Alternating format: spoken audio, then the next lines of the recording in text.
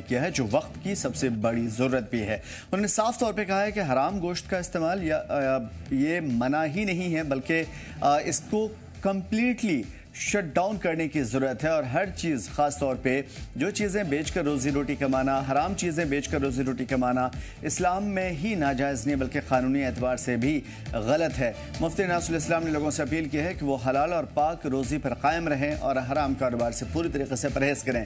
یہ فتویٰ مذہبی حکم اور سماج میں حلال کی اہمیت کو دہرانے والا اور لگاتار اس چیز کو بڑھانے والا بتایا جا رہا ہے۔ یہ فیصلہ اس وقت آیا جب کشمیر کے کئی علاقوں سے سڑے اور خراب مانس یعنی گوشت کے بڑے پیمانے پر پیکٹ برآمد ہوئے تھے۔ مشتبہ مانس پیکٹ جو کہیں پھینکے گئے تھے ضبط ہونے کے بعد سے حلال اور حرام کے فرق کی بات کی جانے لگی، اور اس کے بعد مفتی صاحب نے صاف طور پہ اس کے لیے احکامات صادر کیے جو اسلامی، انسانی اور سوشلی تھا۔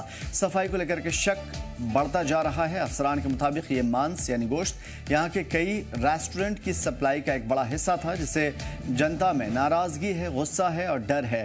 گرینڈ مفتی نے عوام کا شکریہ ادا کرتے ہوئے کہا ہے کہ اس مسئلے پر چوکسی اور اسلامی کھان پان کے نیموں کی پابندی بے حد ضروری بھی ہے۔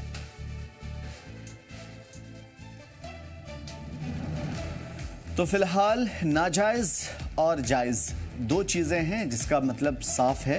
ایک وہ چیز جسے آپ کو نہیں کرنا ہے، اور ایک وہ چیز جو جائز ہے یعنی کہ آپ کو کرنا ہے، یعنی آپ کر بھی سکتے ہیں، آپ کی مرضی، آپ چاہیں تو نہ کریں۔ لیکن ناجائز وہ چیز ہے جو آپ کسی بھی صورت میں نہیں کر سکتے۔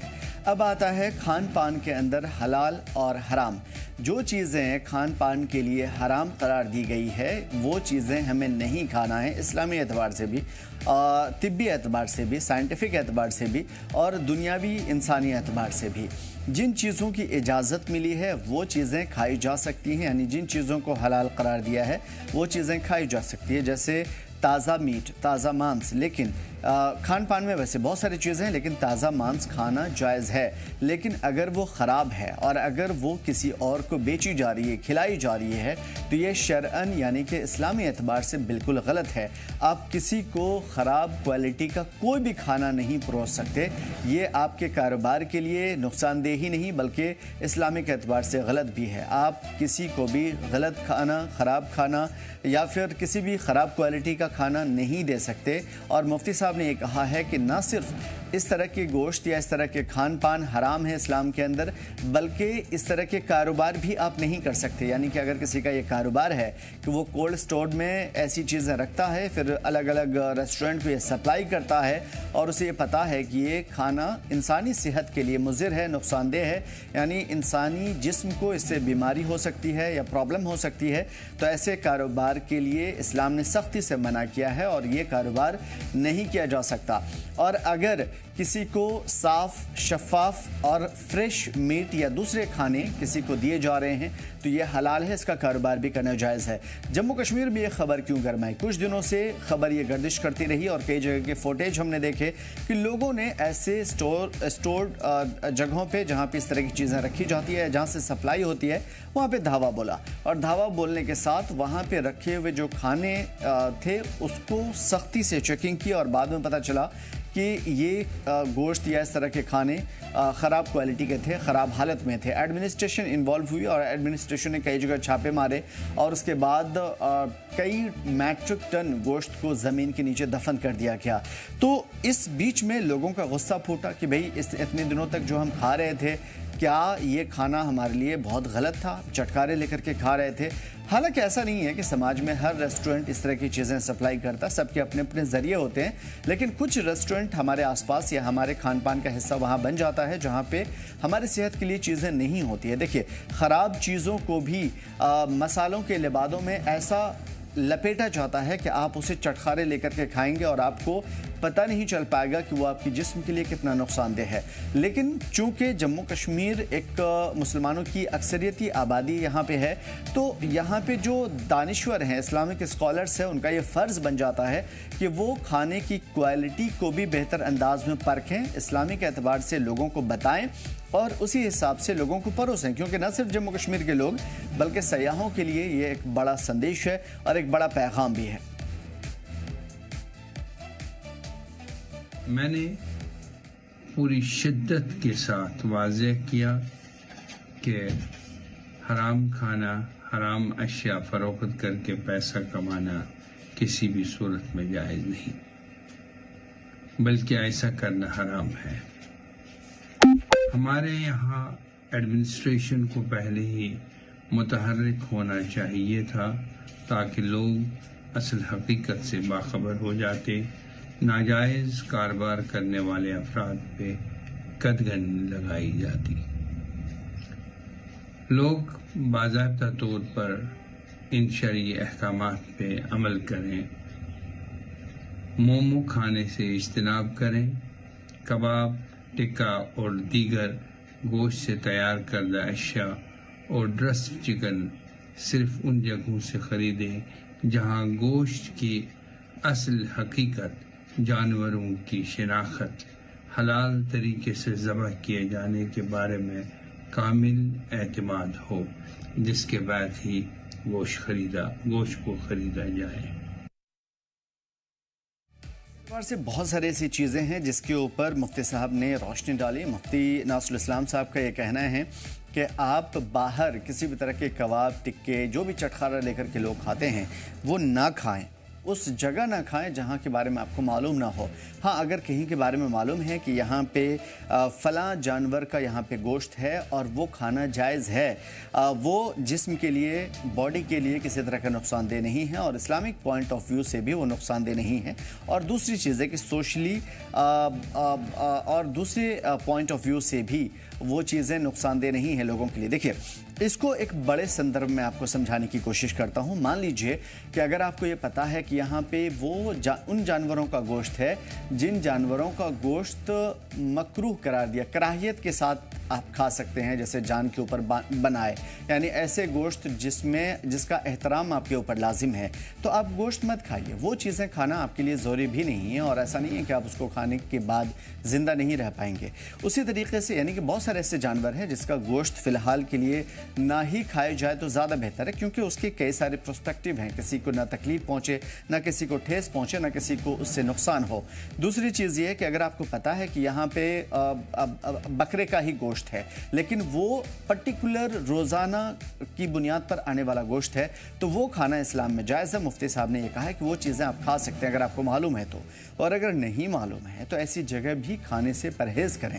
آپ سادہ یا پھر جو ویج کھانے ہوتے ہیں جس میں آپ کو حلال اور حرام کی کوئی تمیز نہیں کرنی، سبزی وغیرہ یا اس طرح کی چیزیں آپ کھائیں، اور یہ آپ کی صحت کے لیے بھی بہتر ہے، اور اس سے جو ہے سماج کے اندر کوئی برائی بھی نہیں آتی ہے۔ لیکن ہر وہ چیز جو آپ کہیں بھی چٹخارے لے کر کے بہترین انداز میں مارکیٹس میں، بازار میں، ریسٹورنٹ میں کھاتے ہیں، اس چیز کی آپ کو پرکھ ہونی ضروری ہے۔ ان میں سے کچھ چیزوں انہوں نے آئیڈینٹیفائی کیا موموز کے بارے میں، خاص طور پہ کباب کے بارے میں۔ موموز ایک ایسی چیز ہے جو ہمارے سماج میں بہت زیادہ عام ہو گئی ہے، لیکن آپ کو بتا دیں کہ نہ صرف جاپان اور چائنا بلکہ انڈیا کے اندر بھی موموز اسی طرح کی بننے لگی ہے، اسی طرح کی ملنے لگی ہے جو ہماری صحت کے لیے بہتر نہیں ہے۔ یعنی کہ صاف طور پہ وہ موموز جس کے اندر خراب گوشت یا پھر وہ گوشت جو یوزلیس ہے، جس کا استعمال نہیں ہوتا ہے، اس کا استعمال ہونے لگا ہے، تو وہ چیزیں انسان کی صحت کے لیے بہت خراب ہے، اور ان چیزوں سے انسان کی زندگی پر کافی اثر پڑتا ہے۔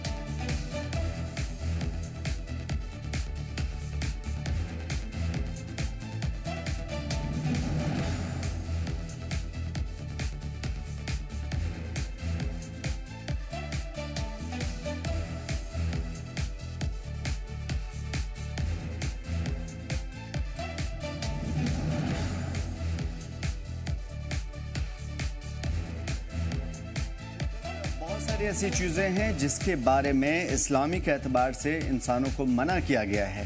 اس سے نہ صرف جسمانی نقصان ہے بلکہ انسانی نقصان بھی ہے. اس سے ہماری سوشل اور اکنامیکل اور تمام تر چیزیں ایسی ہیں جس کو شامل کیا جا سکتا ہے، لیکن اس کی باریکیاں کوئی دین کا اسکالر ہی بتا سکتا ہے. اور اس کی باریکیاں وہ جو کچھ بھی اس کے بارے میں خاص طور پہ اسلامی احکامات ہے، چاہے وہ اسلامی کے اعتبار سے ہو یا پھر انسانی بنیاد پر ہو، شعوری طور پہ ہو، وہ ساری چیزیں ایک بہتر انداز میں ایک اسلامک اسکالر آپ کو سمجھا سکتا ہے.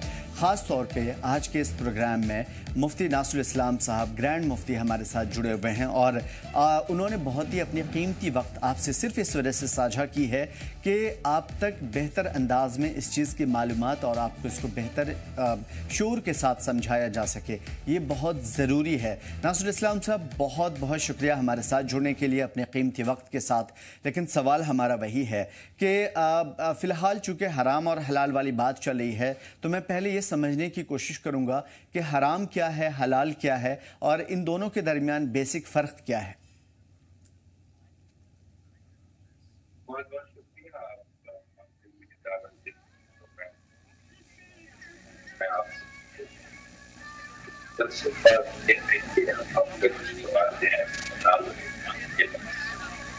اس بارے میں کہنا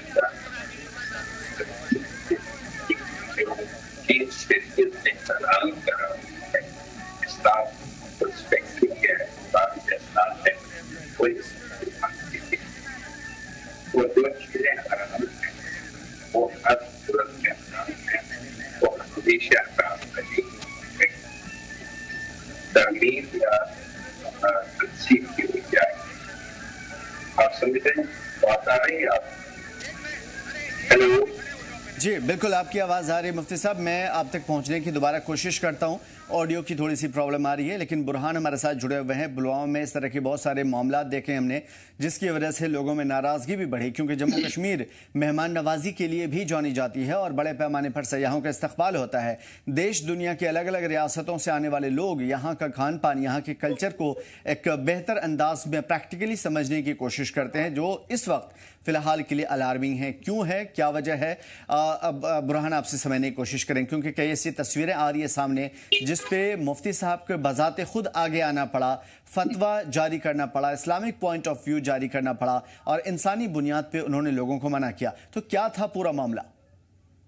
دیکھیں بالکل آپ کو میں بتا دوں کہ پچھلے کئی دنوں سے وادی کشمیر کے اندر ہم یہ دیکھ رہے ہیں کہ جو روٹن میٹ جو کہ ریسٹورنٹس میں سپلائی کیا جاتا تھا، اور اس کے بعد جو ہے لوگ اس کے بنے ہوئے پروڈکٹس یعنی کہ جو بازار میں فروزن فوڈز کباب کی بات کریں یا پھر رشتہ گشتابہ کی بات کریں یا جو فروزن چکن ہے اس کی بات کریں، تو وہ ریسٹورنٹس میں آتا تھا. اس کے بعد وہ لوگوں کو سرو کیا جاتا تھا اور لوگ اسی چیز کو کنزیوم کرتے تھے. لیکن ڈپارٹمنٹ آف فوڈ سیفٹی کی جانب سے جو ریڈز لگاتار کیے گئے اس میں جو ہے ایک بڑا کنفائنمنٹ روٹن میٹ اور چکنز کا سیز کیا گیا، اور اس کے بعد لوگوں میں کہیں نہ کہیں پہ جو ہے تشویش کی لہر دوڑ پڑی. جبکہ جو ڈپارٹمنٹ ہے انہوں نے لگاتار جو ڈرائیوز ہے ان کو انٹینسیفائی کیا اور لگاتار وادی کشمیر کے چپے چپے پہ کونے کونے پہ جو ڈرائیوز ہے وہ کی گئی. اور ان ڈرائیوز میں کہیں نہ کہیں پہ جو یہ روٹن میٹ یا پھر روٹن چکن یا پھر ہم ایڈلٹریٹڈ فوڈ کی بات کریں تو اسے بھاری مقدار میں سیز کیا گیا اور اس کے بعد اس کو جو ہے ڈسپوز آف کیا گیا سائنٹیفک طریقے سے. اب اگر آج کی میں بات کروں تو ضلع پلوامہ میں آج دن لگاتار جو ڈرائیوز ہے وہ چلی اور الگ الگ مقامات پر جو ہے ان ڈرائیوز کو کیری کیا گیا، اور ان ڈرائیوز کے دوران قریباً 40 کلو کے قریب جو روٹن میٹ سے بنے ہوئے چاہے میٹ بالز کی بات کریں، کباب کی بات کریں یا دیگر جو آئٹم تھے وہ بنے ہوئے تھے، انہیں سیز کر کے پھر ڈسٹروائے کیا گیا.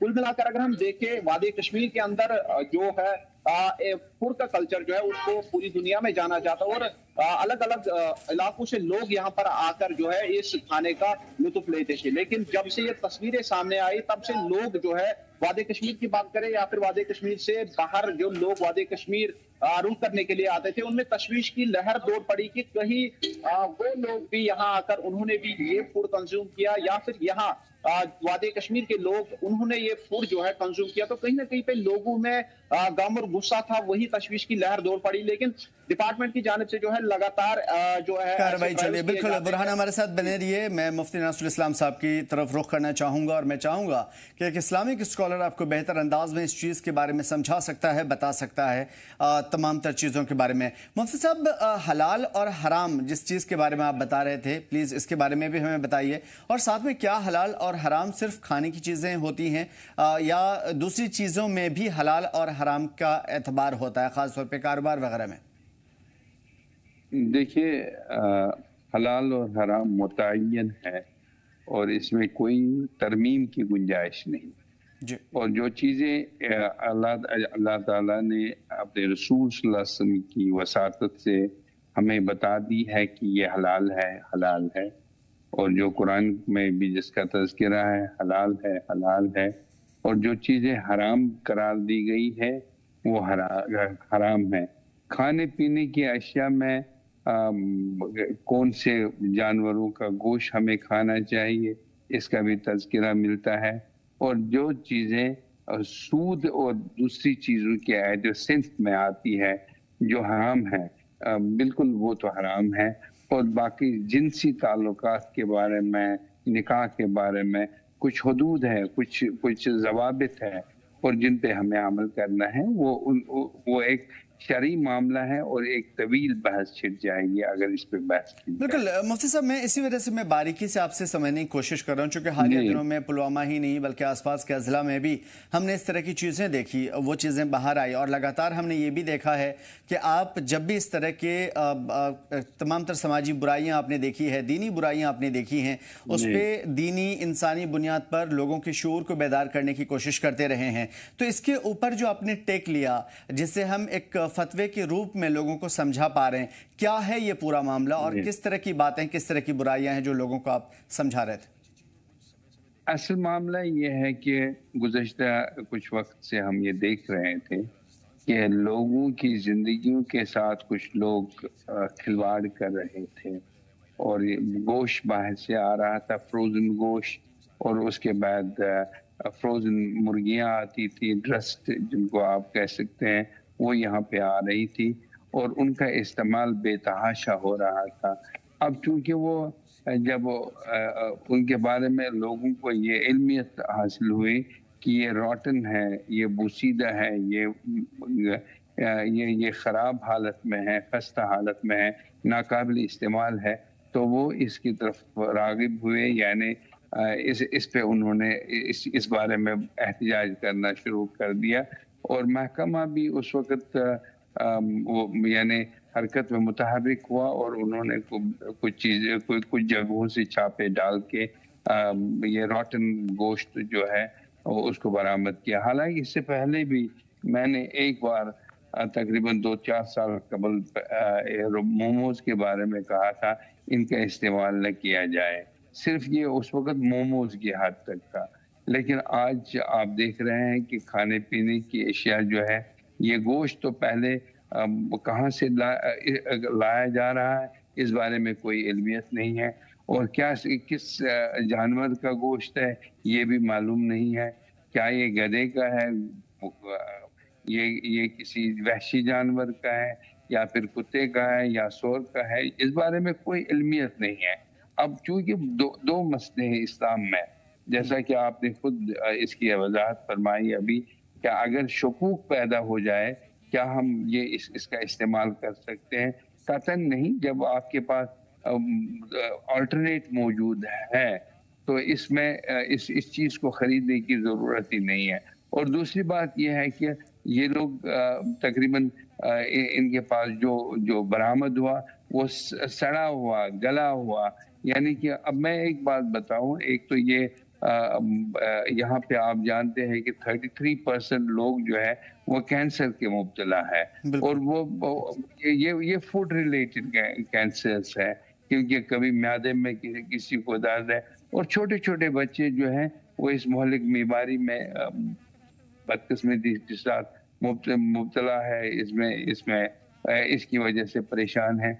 और इसकी एक वजह है कि ये स्ट्रीट फूड्स खाते हैं, और स्ट्रीट फूड्स में आज तक हमने ये देखा کہ آپ جانتے ہیں کہ پچھلے 4-5 سال سے سری نگر کے ہر نکڑ پہ، ہر دوسری گلی میں ایک چھوٹا سا ریسٹورنٹ یا ڈھابا کھلتا تھا اور کھلنے لگا. اور یہ لوگ کیا کرتے تھے، یہ لوگ یہ گوشت لاتے تھے، اور جب ہم نے اس کی تحقیق میں گئے تو ہمیں یہ محسوس ہوا کہ یہ لوگ 300 سے 400 روپے تک کا گوشت اس میں لاتے ہیں، خریدتے ہیں اور اس کے بعد اس کو استعمال کرتے ہیں. یہ خدا را ہماری سمجھ میں یہ نہیں آ رہا ہے 400 روپے کا گوشت کہاں سے مل رہا ہے، کس جانور کا ہے، یا تو یہ گدھے کا ہو سکتا ہے یا کتے کا ہو سکتا ہے. اور اس کے بعد ان کو مچھلیوں کے بند ڈبوں میں ان کو اس گوشت کو لایا جا رہا ہے تاکہ اور کیمیکل اس میں استعمال ہوتے ہیں، اور ایسے کیمیکل جو مہلک ہیں، جو بیماریوں کا سبب بن سکتے ہیں اور جن کی وجہ سے لوگ مہلک بیماریوں میں مبتلا ہو سکتے ہیں. اچھا، اس میں 2 چیزیں ہیں. ایک تو اس کو پریزرویٹو جو یہ اس میں استعمال ہوتا ہے وہ بھی مہلک ہوتا ہے، اور دوسرا اس میں ٹینڈر بنانے کے لیے اس کو اور اس کی سمیل کو دور کرنے کے لیے، اس کی روٹننس کو دور کرنے کے لیے اس میں کیمیکلز استعمال کرتے ہیں، اور وہ سب سے زیادہ خطرناک ہے. اور تیسرا سٹیج جو ہے اس کو پکانے کا سٹیج ہوتا ہے، اس میں یہ انڈسٹریل ڈائز استعمال کرتے ہیں اور جو بالکل بذات خود کارسینوجن ہے، اور اجینا موٹو اس میں استعمال کرتے ہیں. حالانکہ ہمارے آشپازوں کے متعلق بھی یہ شکایت ہے، جو لوگ گھروں میں بھی پکاتے ہیں وہ بھی یہ 2 چیزیں استعمال کرتے ہیں، انڈسٹریل ڈائی اور یہ کیا نام ہے اس کو یہ اجینا موٹو. تو اس بارے میں گورنمنٹ کس قدر متحرک تھی اب تک، یہ تو ہمارے سامنے ہے، لیکن خدا کا شکر ہے کہ دیر آیا درست آیا. اب تو ان کو یہ سمجھ آ گئی کہ بالکل حرکت میں آئی ہے. اور اجینا موٹو اور جن کیمیکلز کے بارے میں مفتی صاحب بتا رہے ہیں ان کو ایک چند شبدوں میں بتا دوں. اجینا موٹو یا اس طرح کی جو کیمیکلز ان کو پریزرو کرنے کے لیے کی جاتی ہے، عام طور پہ جاپان، چائنا وغیرہ میں استعمال ہوا کرتا تھا، لیکن اب وہاں بھی بین ہے، اور اس کا دیر پا صحت پہ بہت زیادہ خطرناک اثر ہوتا ہے. زبان کے چٹخارے کے لیے انسانی جسم تباہ ہو جاتا ہے، اور عام طور پہ ہوٹلز میں اس طرح کی چیزیں ہو رہی ہے. تو یہ ایک بڑا سوال ہے کہ ایڈمنسٹریشن دیر آیا درست آیا، لیکن کم سے کم جاگا تو صحیح. میں سوالوں کی طرف آتا ہوں. مفتی صاحب، ایک بڑا سوال یہ ہے کہ جموں کشمیر یہاں میں ایک بات آپ سے یہاں پہ اب کرنا چاہتا ہوں جو بہت ضروری ہے. دیکھیے، یہ جموں کشمیر کی حدود میں اگر یہ داخل یہ سب ہوتا ہے تو یہ کہاں سے آتا ہے، یہ آپ دیکھ لیجیے. اس کا ایک ہی روٹ ہے لکھن پور.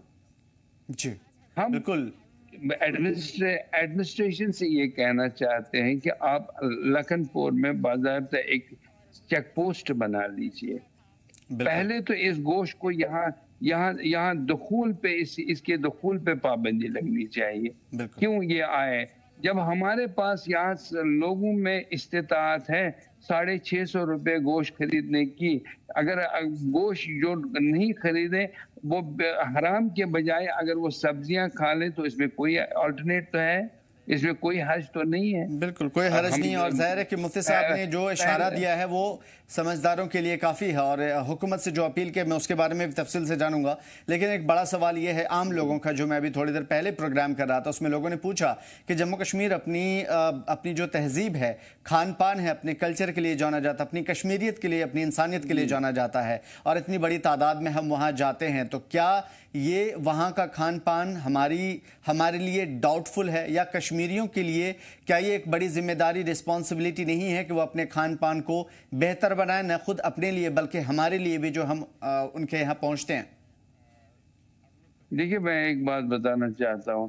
ایبریگیشن کے بعد ایک مسئلہ یہاں پہ یہ ہوا کہ لوگوں کی اکانومی مکمل طور پہ اس وقت شیٹر ہو گئی، اور اس کے بعد گورنمنٹ ایک پرپوزل لے کے آ گئی کہ آپ اپنے گھروں کو اس میں یہ گیسٹ ہاؤسز میں کنورٹ کر سکتے ہیں. ہوم سٹیز کا انہوں نے دے دیا.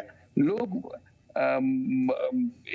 اس کو ویلکم سمجھنے لگے، اور اس اسٹیپ کے اس اعلان کے بعد انہوں نے بینکوں سے قرضے حاصل کر لیے، اور باہر سے لوگ یہاں آنے لگے، سیاح آنے لگے.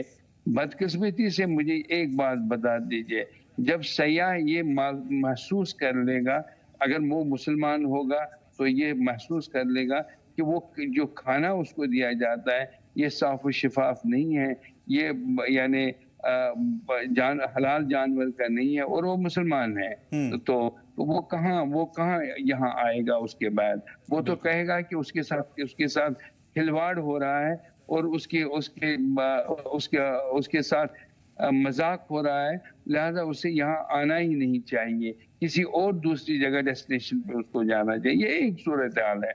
اور دوسری بات یہ ہے کہ ہمارے نوجوان نسل جو ہے، جو اس مہلک بیماریوں میں مبتلا اس وجہ سے ہو رہی ہے کیونکہ یہ اسٹریٹ فوڈ جو ہے بذات خود ایک اس وقت جو بک رہا ہے، جو اس گوشت سے تیار کرنا ہے یا ان مرغوں سے تیار کیا جو جن میں اسمیل آتی ہے، جو روٹن ہے، جو بالکل جن کی حقیقت لوگوں کو معلوم نہیں ہے۔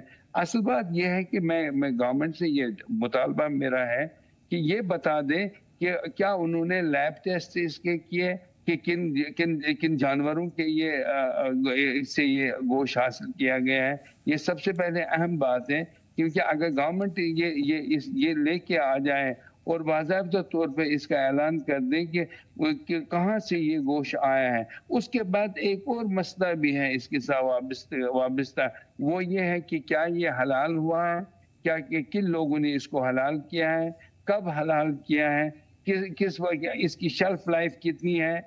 تو یہ نہیں ہے کہ 8-9 مہینے آپ دیکھ رہے ہیں کہ کئی جگہوں پہ گوشت یہاں پہ ضبط کیا گیا جو عید الاضحیٰ سے پہلے کے وقت کا تھا، جو جیسا کہ انہوں نے بتا دیا ہے کہ ہم نے یہ دیکھا ہے کہ بہت قریب 6-7-8 مہینے سے یہ پڑا ہوا تھا فریزرز میں۔ یہ ہمارے ہاں تو ایسا کچھ نہیں ہوتا تھا کہ فریزرز میں ہم گوشت رکھتے تھے۔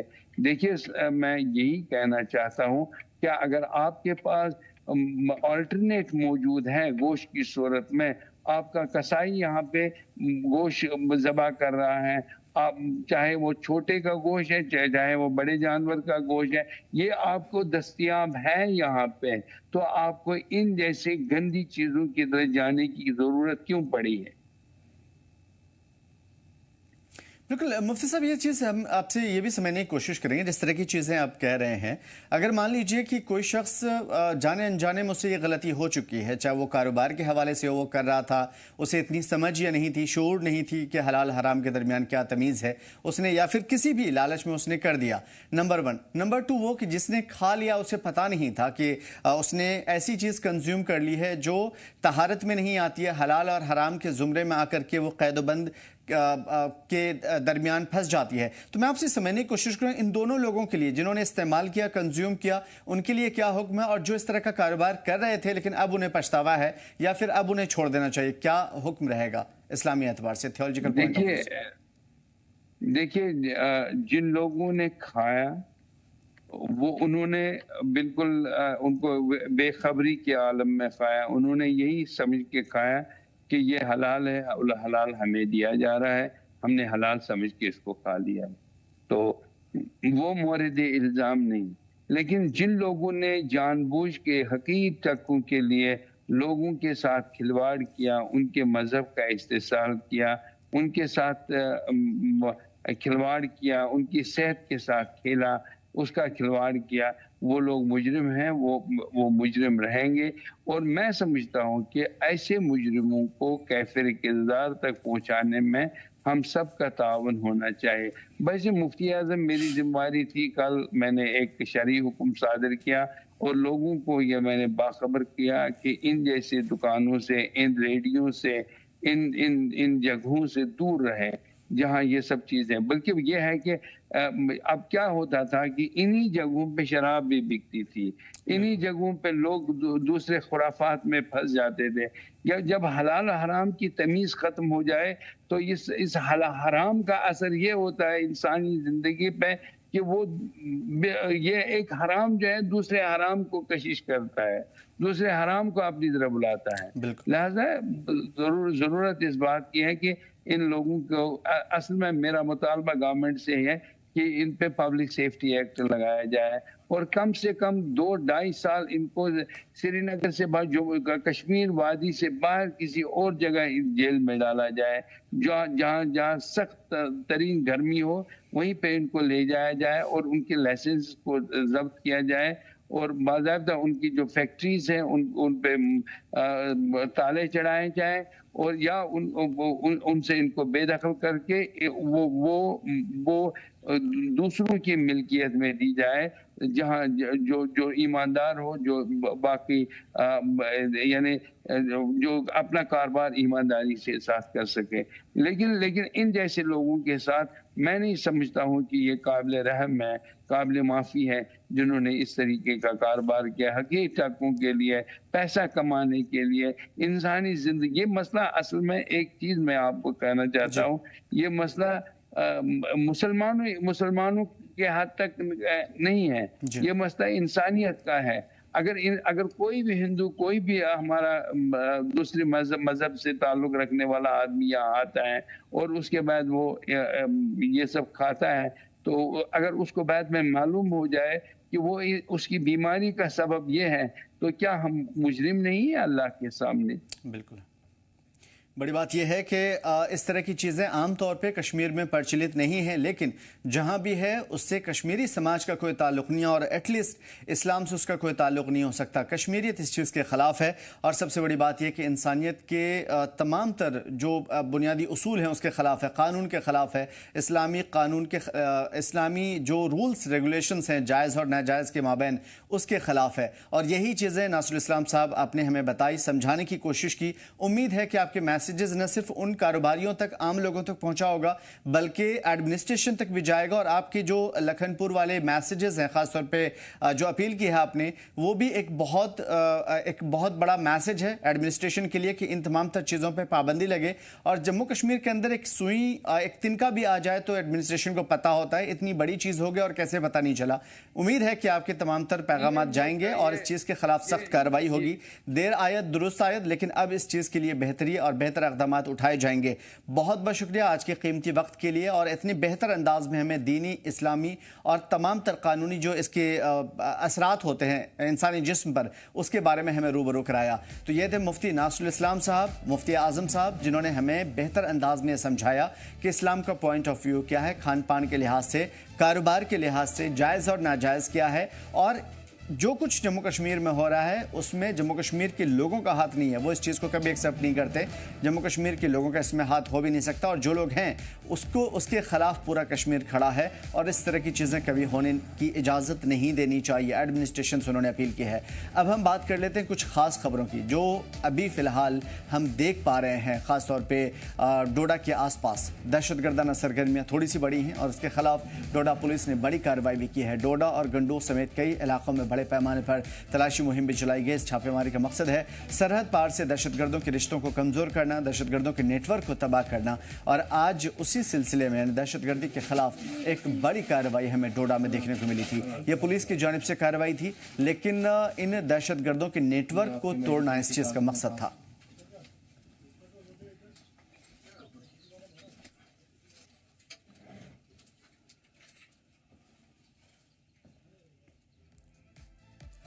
کلگام ضلع کے اکھل دیوسر علاقے میں ایک ہفتے سے کم یہ چل رہا ہے معاملہ. نام سنے ہوں گے آپ. اکھل کے دیوسر علاقے میں پورا کا پورا اس وقت جو جنگل ہے وہاں پہ گولیوں کی تڑتڑاہٹ سنائی دے رہی ہے. وجہ ہے اس علاقے میں ملٹنٹ اور سیکورٹی فورسز کے بیچ میں انکاؤنٹر جاری ہے. آج 8واں دن ہے اور اب بھی دونوں طرف سے گولیوں کی تڑتڑاہٹ سنائی دے رہی ہے. دھماکے کی گونج دور دور تک محسوس کی جا رہی ہے. تازہ جانکاری کے مطابق انکاؤنٹر کے دوران 3 اور فوجی جوان زخمی ہوئے ہیں. سیکورٹی فورسز کے مطابق اب تک ایک ملٹنٹ مارا گیا ہے جبکہ 9 فوجی جوان زخمی ہوئے ہیں. بتایا جا رہا ہے کہ چونکہ یہ اوبڑ کھابڑ اور دور دراز کا علاقہ ہے، جنگلوں کا گھنا اندھیرا ہے اور جو پہاڑی علاقے جہاں پہ پناہ لینا یا پھر وہاں چھپ چھپ کر کے گولیاں چلانا ان بزدلوں کے لیے بہت زیادہ آسان ہے اور یہی وجہ ہے کہ ایک بڑا چیلنج بنا ہوا ہے سیکورٹی فورسز کے لیے. جوانوں کو جو زخمی ہوئے ہیں ان کو علاج کے لیے نزدیکی اسپتال پہنچایا گیا. بتا دیں کہ انکاؤنٹر کی شروعات پچھلے ہفتے جمعے کی ہی دن ہوئی تھی اور علاقے میں ملٹنٹ کی موجودگی کی ٹھوس ठोस जानकारी मिली थी। फोर्सेस ने ऑपरेशन शुरू किया और बाद में फायरिंग शुरू हुई। रुक रुक करके आज भी फायरिंग हो रही है। ग्रेनेड धमाके सुनाई दे रहे हैं। ड्रोन से निगरानी चल रही है। हेलीकॉप्टर से जायजा लिया जा रहा है और घना जंगल और मुश्किल ज़मीनी सिक्योरिटी फोर्सेस के लिए चुनौती भी है। फिलहाल army, Jammu Kashmir police, CRPF की मुश्तरका टीम ऑपरेशन चला रही है और इलाके में एडिशनल फोर्सेस को तैनात कर दिया गया है। इस पूरे इलाके को घेर लिया गया है। ये तो बिल्कुल पक्का है कि दहशतगर्दों को आज नहीं तो कल ठिकाने लगा दिया जाएगा। लेकिन ये सबसे बड़ी चुनौती बनी हुई है कि इस इलाके में दहशतगर्द जिस पॉइंट पर बैठे हुए हैं वो पॉइंट काफ़ी डेंजर है, काफ़ी ऊंचाई है और वहां तक पहुंचने में हमारे जवान जख्मी हो रहे हैं। उधर कुलगाम जिले के अखिल इलाके में जारी दहशतगर्दों के खिलाफ कार्रवाई के मद्देनजर इंतजामिया ने लोगों के लिए एक इमरजेंसी लिस्ट जारी की। नंबरों की मकामी रहनुमा और अफसरों के साथ सीधे मदद पाने के लिए लोगों से अपील की गई है कि वो किसी भी इमरजेंसी की सूरत में नामजद नोडल ऑफिसरों से रब्ता करें, बातचीत करें। इन अफसरान में देवसर और कुलगाम की पुलिस और सिविल इंतजामिया के जिम्मेदार शामिल है ताकि फौरी मदद और सपोर्ट मिल सके। नोडल ऑफिसर्स में DYSP, DAR और तहसीलदार वगैरह ये देवसर या कुलगाम के हैं। बाकी SHO, देवसर, नायब तहसीलदार और तमाम के तमाम सभी के नंबर आपके स्क्रीन पे फ्लैश किए जा रहे हैं। इंतज़ामिया ने लोगों से सुकून और ताउन की अपील की है और ये कहा है कि आप इत्मीनान के साथ रहें, सुकून के साथ रहें, लेकिन अगर इमरजेंसी पड़े तो फौरी तौर पे इन नंबरों पे रब्ता करें, कांटेक्ट करें। मज़ीद जानकारी के लिए इस इलाके का रुख कर लेते हैं और जानने की कोशिश करें क्या सूरत हाल अभी बनी हुई है 8वें दिन। फयाज, क्या सूरत हाल है, क्या सिचुएशन है, खासतौर पे जो 8वां दिन हो गया है और अभी तक ये इनकाउंटर तमाम नहीं हुआ? जी आमिर, बिल्कुल 8वें दिन में आज ये पूरा ऑपरेशन जो है जारी रहा है और लग रहा है कि अब ये 9वें दिन की ओर बढ़ रहा है, क्योंकि धीरे धीरे जो है दोपहर के बाद अब शाम होने लगी है और जिस तरह वहाँ के ऐनी शाहिदीन या जो रात भर वहाँ पे लोग रहते हैं वो कह रहे हैं कि रात के दौरान जो है गोलाबारी काफी ज्यादा वो चलती है और उनकी आवाजें जो है गांव वालों तक पहुंचती है। आपको बता दूं आमिर कि आज जो है एक बार फिर director general of police Jammu Kashmir Nalin प्रभात ने इस इलाके का, ये उनका 6वां विजिट था इस इलाके का, यानी इनकाउंटर साइट का उन्होंने आज कुछ देर पहले जो है जायजा लिया। उसके साथ साथ जो दीगर आर्मी के ऑफिशियल्स हैं, हायर अप्स हैं, उन्होंने भी इस इनकाउंटर साइट का आज जायजा लिया। और आपको बता दूं कि ये गन्ना जो अगर हम बात करें पीर पंचाल के पहाड़ के दामन में ये गांव आबाद है और साथ ही अगर इन जंगलात के हवाले से बात करें तो घने जंगलात है और अगर हम Jammu Kashmir police, security forces, RR और उसके साथ साथ अगर हम SOGs के हवाले से बात करें तो गुज़श्ता 9 दिनों से वो उन घने जंगलात की तलाशी कार्रवाई कर रहे हैं और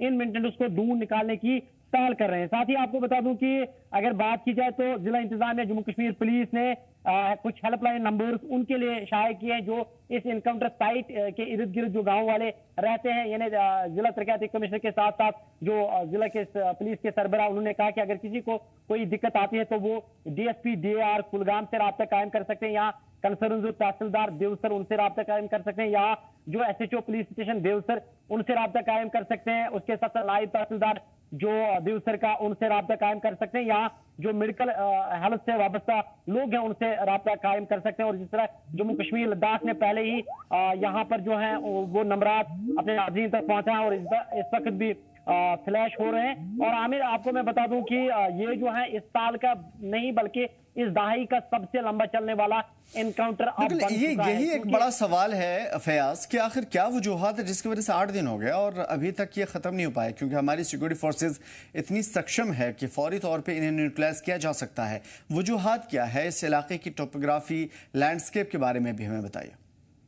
जी आमिर, सबसे बड़ी जो यहाँ पे अगर हम बात करें तजिया निगार, जब हमने भी उनसे बात की कि आखिर इतना लंबा इनकाउंटर इससे पहले नहीं देखने को मिला है, आखिर क्या वजूहात है, और बहुत सारे लोग जो है तजिया निगार हैं वो कह रहे हैं कि ये जो घने जंगलात है उसकी वजह से सिक्योरिटी फोर्सेस को काफी दिक्कतों का सामना करना पड़ रहा है और इसी जिमन में उन्होंने जो है ड्रोन कैमराज के साथ साथ हेलीकॉप्टरों का भी इस्तेमाल किया है। लेकिन जंगल बहुत बड़ा है, उसके साथ साथ घने पेड़ है, उसके साथ साथ अगर हम बात करें तो जिस तरह मैंने पहले ही कहा कि पीर पंचाल की ये जो पहाड़ियां हैं इसकी सरहदें जो एक तरफ शोपियान से मिलती हैं और दूसरी जानिब अगर हम देखें तो जम्मू सूबे से यानी बानिहाल रामबन से मिलती हैं और अगर हम पीछे वाले साइड की हिसाब से बात करें तो वो रजौरी पुंछ से भी वो सरहदें मिलती हैं। तो जंगल बहुत बड़ा है और घने जंगलात हैं, उसमें सिक्योरिटी फोर्सेस को काफी दिक्कतों का सामना करना पड़ रहा है। और दूसरी जानिब जो वहां पे जराए हैं वो कह रहे हैं कि जो मिलिटेंट हैं वो इन गन्ने पेड़ों का जो है सहारा लेते हैं और जिसकी वजह से सिक्योरिटी फोर्सेस को जो है काफी दिक्कतों का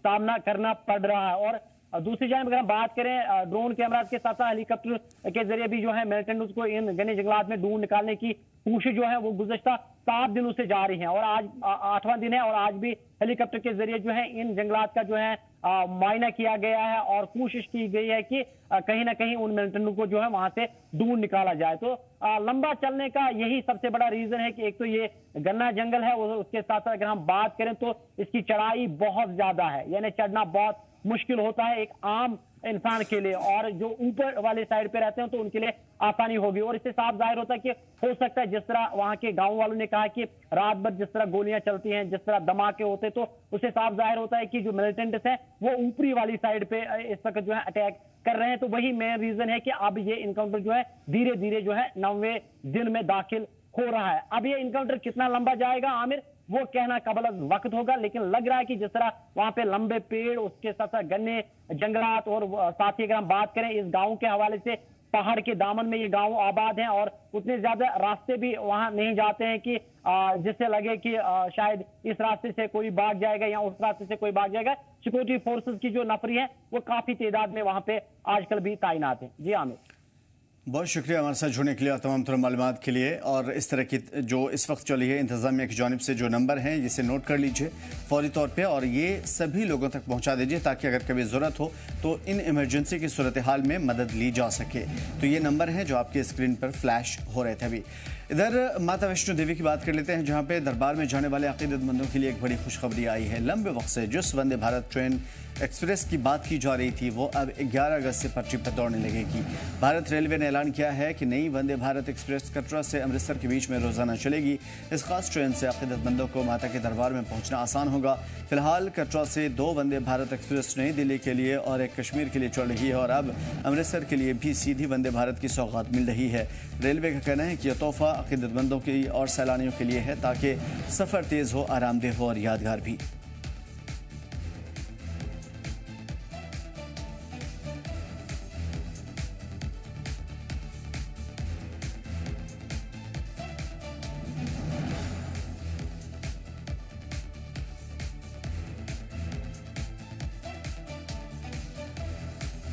तो वंदे भारत की सौगात, इससे पहले हमने देखा था कि पीएम नरेंद्र मोदी ने कटरा वंदे भारत, कटरा श्रीनगर वंदे भारत की सौगात दी थी और 11 तारीख को अब एक और नई सौगात कटरा अमृतसर वंदे भारत एक्सप्रेस मिलने जा रही है। कितना कुछ फ़ायदा है इससे, सीधा जाने की कोशिश करेंगे शुभम से। शुभम, एक बड़ी खुशखबरी है अकीदतमंदों के लिए भी, सैलानियों के लिए भी। बिल्कुल, देखिए मैं बात करूं तो पिछले काफी लंबे समय से लोगों को इसका इंतजार भी था कि कब कश्मीर, कटरा और अमृतसर के बीच में जो है एक रेलगाड़ी का शुरुआत की जाए। हालांकि जम्मू से एक गाड़ी जरूर जाती है, वो टाटा नगर के लिए जाती थी, पर वो काफी ज्यादा लंबा समय भी उसमें सफर के लिए तय करना पड़ता था। पर एक नई वंदे भारत एक नया तोहफा मां वैष्णो के यात्रियों के लिए। अगर मैं आपको बताऊं तो इससे पहले 2 वंदे भारत एक्सप्रेस रोजाना दिल्ली के लिए और 2 वंदे भारत जो है वो रोजाना कश्मीर के लिए कटरा से चलती थी। और अब ये देखा जाए तो पहली बार ऐसा होगा कि माता वैष्णो देवी से 5वीं वंदे भारत स्टेशन ट्रेन जो है वो अमृतसर स्टेशन तक शुरू हो रही है। यानी कि कुल मिलाकर देखा जाए तो अब 5 नई वंदे भारत एक्सप्रेस जो है वो कटरा से रोजाना रवाना की जाएंगी। अमीर, बिल्कुल, तो जाहिर है कि इससे कितना कुछ फ़ायदा होगा इस बात से अंदाज़ा लगाया जा सकता है कि अब जो 2 अलग अलग रूट हैं, ख़ासतौर पे पंजाब वाला भी और इधर दिल्ली वाला भी, ये एक्टिव रहेगा। लेकिन क्या ये ट्रेनें जो श्रीनगर, कटरा, नई दिल्ली और श्रीनगर आपके अमृतसर और दूसरे रियासतों को जाने वाली, ये डेली होगी या इसकी कुछ टाइमिंग वगैरह के बारे में कोई तफसीलात बताई गई हैं? बिल्कुल, देखिए आमिर, शुरुआत से तौर पर अगर बात करूं तो परसों यानी कि 10 अगस्त को जो है ये माननीय प्रधानमंत्री के द्वारा वर्चुअल ओपनिंग इसकी की जाएगी। यानी कि वीडियो कॉन्फ्रेंसिंग के थ्रू जो है इसे हरी झंडी 10 अगस्त को दी जाएगी और ऑफिशियली जो है ये 11 अगस्त से गाड़ी जो है वो रोजाना 6:25 पर कटरा माता वैष्णो देवी स्टेशन से रवाना होगी और दोपहर तकरीबन 12 बजे के आसपास अमृतसर स्टेशन पर पहुंचेगी। और इसी तरीके से वापसी में अमृतसर की अगर मैं बात करूं तो दोपहर के 4:25 पर निकलकर रात को 10 बजे के करीब जो है वो कटरा में पहुंचेगी। और स्टेशन की अगर इसके स्टॉपेज की बात करूं तो जम्मू तवी, पठानकोट, कैंट, जलंधर सिटी से और ब्यास से होते हुए अमृतसर में पहुंचेगी और सेम इसी रूट से वापसी में भी आएगी। और यात्रियों की, पर्यटकों की बात करूं तो इस गाड़ी के चलने से काफी ज्यादा पर्यटक जो है दर्शन के लिए कटरा में, श्रद्धालु जो है वो और संख्या में पहुंचेंगे।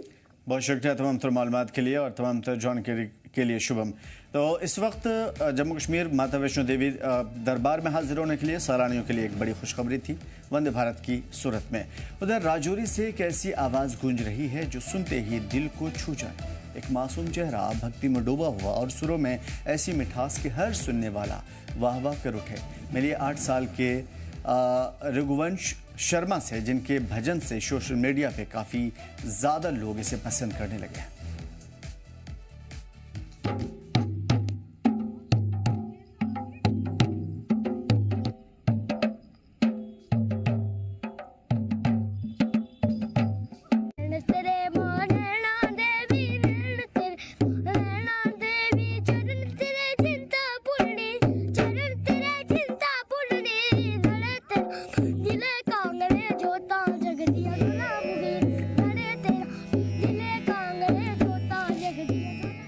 जम्मू कश्मीर की मचैल माता यात्रा के दौरान ये नन्हा सा सिंगर ढोलकी पर थाप देते हुए माता रानी का भजन गा रहा था। मासूम आवाज में सच्ची भक्ति की मिठास और बस यही वीडियो सोशल मीडिया पर वायरल हो गया। जवाहर नगर रजौरी का रहने वाला रघुवंश दूसरी क्लास में पढ़ता है, लेकिन उसकी सोच और सुर उम्र से कहीं आगे हैं। उसके वालिद दीपक और वालिदा पूजा शर्मा कहते हैं कि ये बच्चा भक्ति में ही खुशी ढूंढता है। बड़ी बहन उर्वशी भी भाई के संगीत और रूहानी सफर में हम कदम है।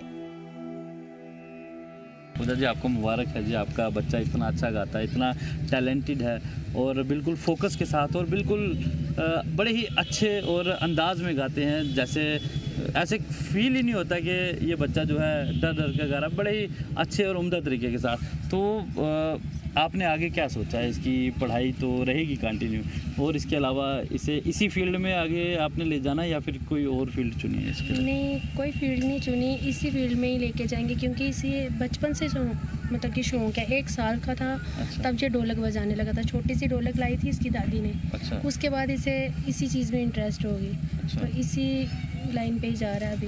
अच्छा। हाँ, ये पहला मतलब कि भजन घर पे भी बहुत बोलता था। जो भजन इसका चला वो मचेल फर्स्ट टाइम गया है। अच्छा। वहाँ पे हिट हुआ। अच्छा।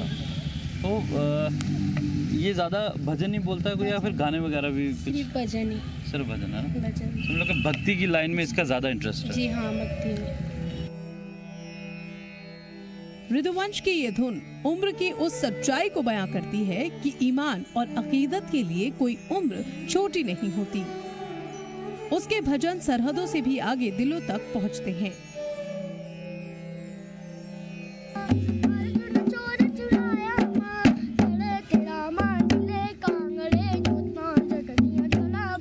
जो लोग आपको देख रहे हैं, जो दर्शक आपको देख रहे हैं, उनको अपना पूरा नाम बताओ।